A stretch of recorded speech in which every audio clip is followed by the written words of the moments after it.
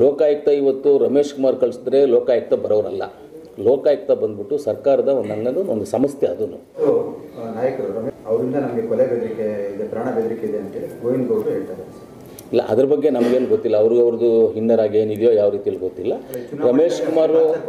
ರಮೇಶ್ ಕುಮಾರ್ ಸ್ವಾಮಿಗಳು ಆ ಲೋ ಲೆವೆಲ್ಗೆ, ನಾನು ಬೆದರಿಸುವಂಥ ಲೆವೆಲ್ಗೆ, ಥ್ರೆಟ್ನಿಂಗ್ ಮಾಡುವಂಥ ಲೆವೆಲ್ಗೆ ರಮೇಶ್ ಕುಮಾರ್ ಅವರು ಹೋಗುವಂಥದ್ದು ಸಂದರ್ಭ ಏನೂ ಇಲ್ಲ. ಆ ಥರ ಅವರು ಅಲ್ಲ. ಆ ಥರ ಸಂದರ್ಭಕ್ಕೆ ಅಂತೂ ಏನೂ ಇಲ್ಲ.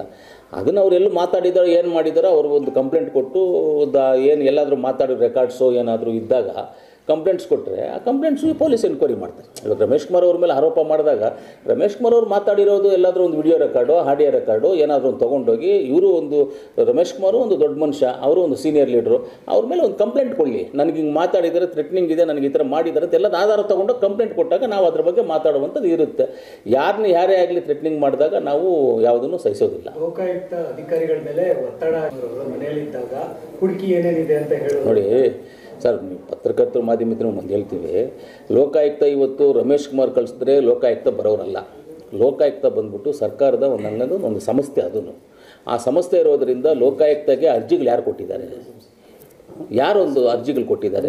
ಮೊದಲು ಇದು ಇವಾಗಿಲ್ಲ, 4-5 ವರ್ಷಗಳ ಹಿಂದುಗಡೆ ಬಂದುಬಿಟ್ಟು ಇದಕ್ಕೆಲ್ಲ ಅರ್ಜಿಗಳು ಕೊಟ್ಟಿರುವಂಥದ್ದು. ಅವ್ಯವಹಾರಗಳು ನಡೆದಿದ್ದಾವೆ, ಏನೇನು ನಡೆದಿವೆ ಅಂತ ಅರ್ಜಿಗಳು ಕೊಟ್ಟಿದ್ದಾರೆ. ಇದ್ರ ಮೇಲೆ ಅವ್ರು ಎನ್ಕ್ವೈರಿಗೆ ಬಂದಿರ್ಬೋದು. ಯಾರೋ ಒಂದು ಲೀಡ್ರ್ ಹೇಳ್ಬಿಟ್ರೆ, ಇವ್ರು ಹೇಳ್ಬಿಟ್ರೆ ಬರ್ತಾರೆ ಅನ್ನೋದು ಅದು ಶುದ್ಧ ಸುಳ್ಳು. ಅದು ಯಾರೋ ಒಬ್ರು ಹೇಳಿದ್ರೆ ಬರುವಂಥದ್ದು ಲೋಕಾಯುಕ್ತದ್ದು. ನಮ್ಮ ಒಂದು ಲೋಕಾಯುಕ್ತ ಸಂಸ್ಥೆ ಮೇಲೆ ನಾವೇ ಅನುಮಾನಗಳನ್ನು ಪಡಬಾರ್ದು. ಈ ರಾಜ್ಯದ ಪ್ರಜೆಗಳಾಗಿ ನಾವು ಅನುಮಾನಗಳನ್ನು ಪಡಬಾರ್ದು. ಆ ಸಂಸ್ಥೆ ಅವ್ರು ಯಾರಿದ್ದಾರೋ ಅದರಲ್ಲಿ ಇವಾಗ ಲೋಕಾಯುಕ್ತದಲ್ಲಿರುವಂಥ SP ಇದ್ದಾರಲ್ಲ, ಅಟ್ ಪ್ರೆಸೆಂಟ್ ಲೋಕಾಯುಕ್ತ SP ಅಲ್ಲಿ ADGP ಏನೋ ಅವ್ರ ಹೆಸರು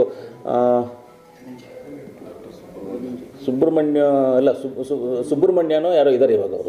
ಅವರಷ್ಟು ಆನೆಸ್ಟ್ ಆಫೀಸರ್ ಯಾರೂ ಇಲ್ಲ ಗೊತ್ತಾ, ಅಷ್ಟು ಆನೆಸ್ಟ್ ಆಫೀಸರ್ ಅವರು.